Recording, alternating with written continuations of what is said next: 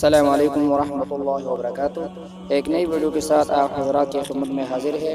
آج ہم ذکر کریں گے غیبت حسد سے بھی بڑا گناہ ہے۔ لیکن ویڈیو شروع کرنے سے پہلے اگر ابھی تک آپ نے میرے چینل کو سبسکرائب نہیں کیا تو پلیز سبسکرائب کر کے بیل آئیکن دبائیں تاکہ ہر ویڈیو کا نوٹیفیکیشن آپ کو ملتا رہے۔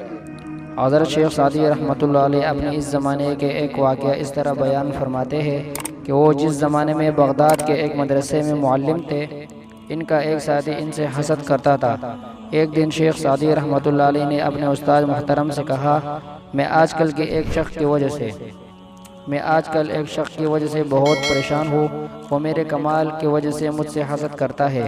استاد نے شیخ سعدی رحمۃ اللہ علیہ کی یہ بات سن کر ناراضگی کا اظہار کیا اور فرمایا، سعدی، مجھے حیرت تو اس بات پر ہے کہ تو اس ساتھی کے اس گناہ سے تو آگاہ ہو گیا تھا، وہ تجھ سے حسد کرتا ہے، مگر تو نے اپنے بارے میں یہ نہ سوچا کہ تو بھی غیبت جیسے گناہ کا مرتکب ہوا ہے۔ اگر تیرے حاسد نے دوزخ کو اپنا ٹھکانہ بنایا ہے تو تم بھی تو دوسرے راستے سے وہی پہنچ رہے ہو۔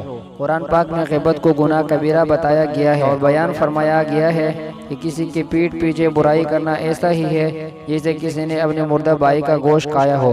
ہمارے معاشرے میں غیبت تو لگتا ہے جسے گناہ ہی نہیں، عام لوگوں ہی نہیں، بڑے بڑے دیندار انسان اس گناہ کا ارتکاب کرتے ہوئے نہیں ڈرتے۔